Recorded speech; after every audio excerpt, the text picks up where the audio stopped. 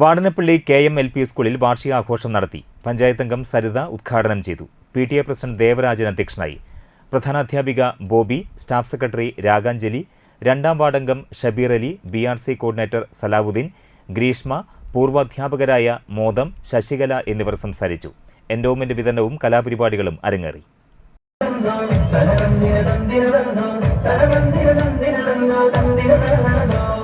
മുത്തായ ഫാത്തിമാനെ നിക്കാളിന്റമ്മേ മുത്തളിവായ സുലേറ്റം സന്തോഷിച്ചെന്ന് മട്ടത്തിൽ വിധാനിച്ചെന്ന് ആകാശം പിന്നെ മക്കത്തെ കുറേശിത്താര വാട്ടപ്പെണ്ണ് മുത്തായ ഫാത്തിമാനെ നിക്കാളിന്റമ്മേ മുത്തളിവായ സുലേറ്റം